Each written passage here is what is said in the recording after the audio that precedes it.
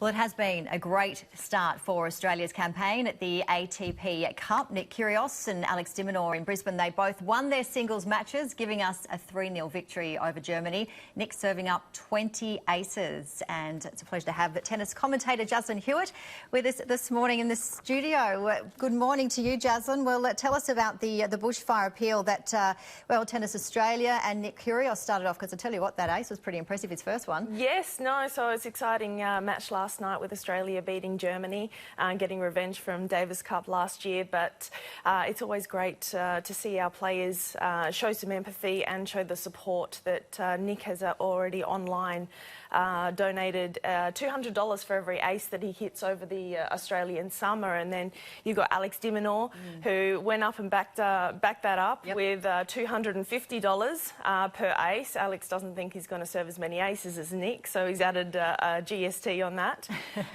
John Millman, a lot of the Australian players are now donating their own personal money to the Fires. You could see the emotion in Nick's face last night after his match, just knowing that where Canberra is, and they're supposed to have a tournament starting in the next few days, and that tournament's been taken off them and moved down to Bendigo, where the air quality is a lot better at the moment. So it's a really sad time for Australians, and it's great to see the tennis community really supporting it. Yeah, it certainly is. We're just seeing there on screen the team, and Nick Kyrgios, as you mentioned, that emotion. He's from Canberra, isn't he? So certainly a lot of his family and friends, no doubt, suffering with that worst air quality in the world. And as you mentioned, the Canberra International moving to Bendigo. Let's talk about the ATP Cup, because it is a new event. What do you think about it? What are the players saying, and what do the spectators think? Yeah, so at the moment, yesterday was the first day, so a morning session and an evening session, and you can see with the crowd and also the team environment. So trying to replicate the Davis Cup with the ATP Cup, having the rest of the team quite close to the players, and having that manager and captain. The Australians have Leighton on court there with the guys. So it's having that team environment in such an individual sport, which has just been fantastic for tennis to continue to grow and get some new spectators and a different audience. Yeah, it sounds that. And would you say it's a bit of a warm-up, isn't it, for the Australian Open? Yes, so instead of the Brisbane International, which used to be on, you've got the Brisbane International women's event starting qualifying today, and then main draw starts on Monday. We've got 5 women playing today, so all the best to Destiny, Ellen, and the girls out there. And then the men will then transition into next week, if they're not making the finals here, to the Adelaide International, where I'll be assisting as a tournament director with Ali McDonald down there, which is exciting.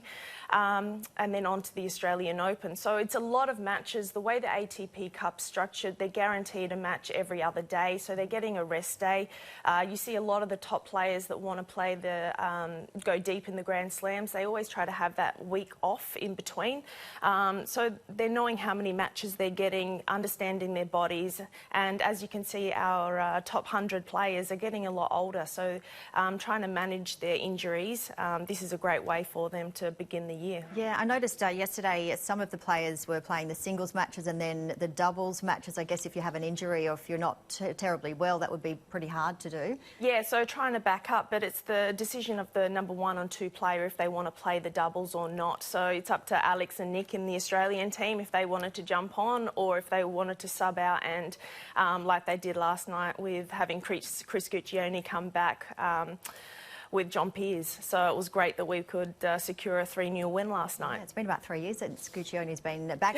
We play Canada next, is that right? Yes, so Felix Aguilar-Asin. He's good, isn't he? Yes, no, try to say that name. Yeah. And Denis Shapovalov. So Denis has been in Australia for a little bit now with Mikhail Yuzhny, his coach, training up at the Gold Coast, just acclimatising to the Australian heat in this summer that we're having. So it's going to be definitely a tough match, but the way that Nick was serving last night, over 20 aces, raising over $4,000 for the Fires, and Alex de Minaur being able to beat Zverev last night, the first time he's beaten him in 4 or 5 matches. So our guys are playing well. They're in a great headspace, and it's fantastic to see them performing out there. Yeah, it is fantastic indeed. And as you said, the summer of tennis is going to be very, very hot. How do you think, what's your prediction, how do you think the Aussies will go in the ATP Cup?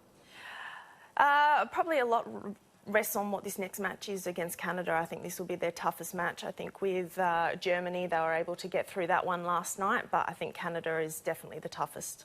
Okay, and of course, a lot of fans, Federer fans, will be disappointed because he is unwell, I think, or a family member is unwell. But of course, his famous quokka photo in Perth when the Hopman Cup was on is now replaced by the wonderful Rafael Nadal.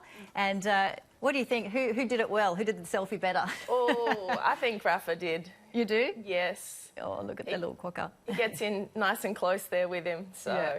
He's not afraid. No, it's great to see all of our Australian elements being showcased across the world with the ATP Cup, with how many players are going to visit different locations, different landmarks, and really trying to get Australia on the map. So, okay, so you've got the ATP Cup in Perth, Sydney and in Brisbane, and then is it the quarterfinals go to Sydney and then the semis and the finals, so it all ends up in Sydney? Yes, so final will be on the 12th of January here in Sydney, and then starting with the Adelaide International after that, followed by the Australian Open.